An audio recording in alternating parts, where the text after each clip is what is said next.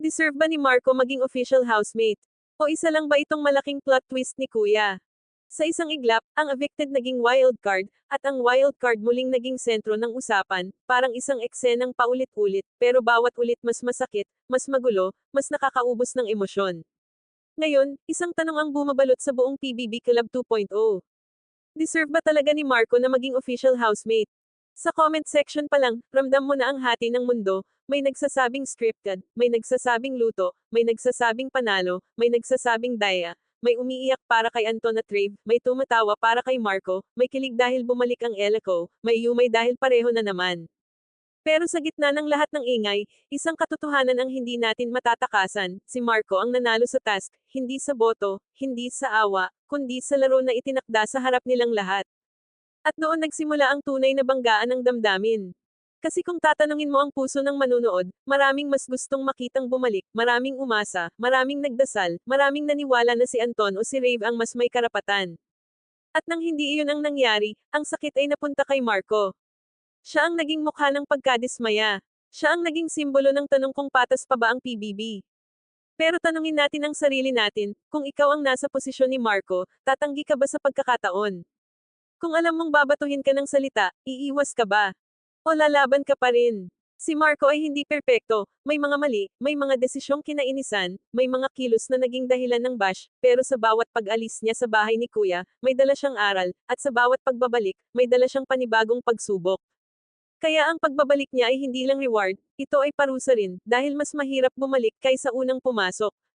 Dahil sa pagbabalik, hindi ka na tinitingnan bilang tao lang, tinitingnan ka na bilang simbolo, simbolo ng favoritism, simbolo ng script, simbolo ng galit ng fandom.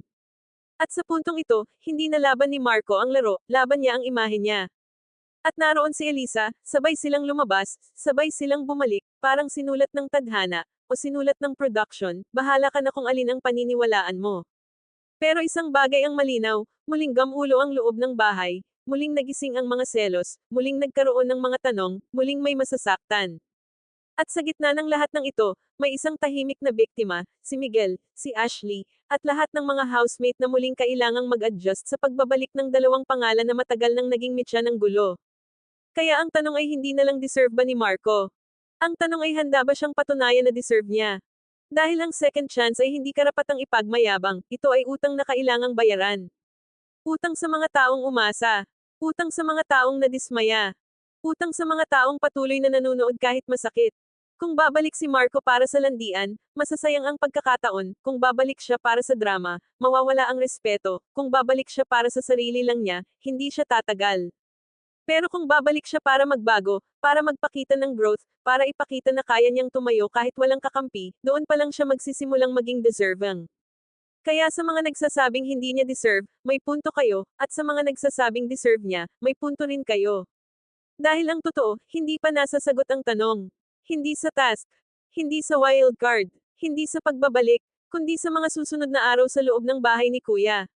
Dahil doon malalaman kung ang pagbabalik ni Marco ay kwento ng redemption.